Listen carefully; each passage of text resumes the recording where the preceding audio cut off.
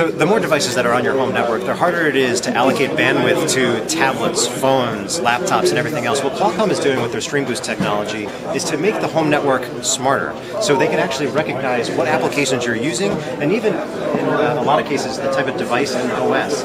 And basically making your network a lot more smooth, so you make the most amount of the bandwidth that's coming into your house. Yes. So can you give us a quick walkthrough of how this technology works?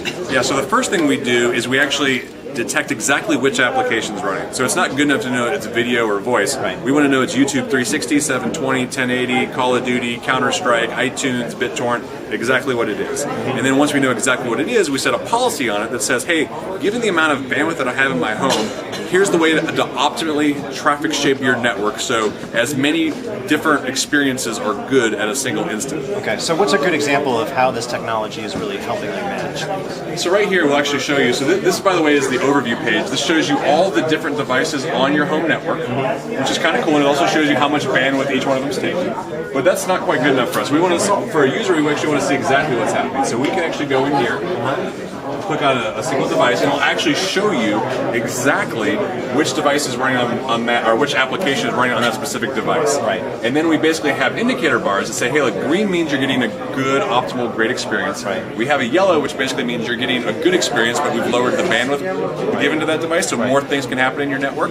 And then there's an orange, which basically means, hey, you've been stuck in best efforts. You're still getting traffic, but other things are getting the majority of the traffic. So you're giving people more visibility into their home networks, but it's not like they have to use this utility, right? No. It's more about just like making their lives easier when it comes to using their devices and using the web and applications that use the web. Yes, so absolutely. So when you plug this in, without ever going into the UI, without doing anything special, it will automatically be able to identify the different applications and traffic shape to make sure that you have the absolute best experience given the amount of bandwidth you have available. So here's proof, right? So we have YouTube that's right there, so it recognizes that. And so what about games? So this is something. Yeah, so games is a big one. So this is a different PC, so I can actually go back to the main menu. I will go. Let's go to. We find the device. There's a lot of devices because this is the demo area, obviously. Notebook is what it's called. So there's a lot of devices on this network because we're in a huge meeting room. So yeah, sorry for the millions of devices, but there's the Alienware notebook. Okay. And then what we'll do is we'll tell you exactly which game is running on there, and we basically allocate a certain amount of bandwidth to a particular game. We say, hey, look, a game, in general only needs a little bit of traffic. You see, it's like right here, we're playing Team Fortress 2, you can shoot them up, you can do all sorts of things. Sure. 30 to 100 kilobits worth of information, so not very much. Right. We not only protect the bandwidth, though, we also say, hey, look, this is a real-time application. It's latency sensitive. Right. So we actually also make sure that it's getting packets as quickly as possible to make sure that the gamer has a real-time, snappy experience. So, and we actually have this readout right here that tells you what the latency is. So it's under 40 milliseconds, so that's pretty good.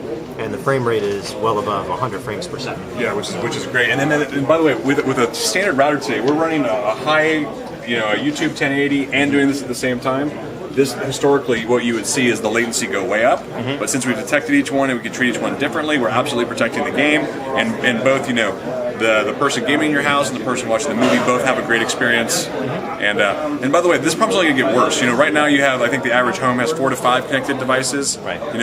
We think everything should be connected. So as additional devices get added to your network over time, the problem's only going to get worse. Right. And this is something that will definitely help solve that problem. So when can consumers expect to see StreamBoost enabled routers hitting the market? Yeah, so the first partner to launch will be D-Link, and you'll see them in May, and then you'll see a lot of other partners happen throughout the rest of 2013. Okay, well, thanks for your time. This is our first look at StreamBoost technology from Qualcomm. This is Mark Spoonauer, Laptop Magazine at CES 2013.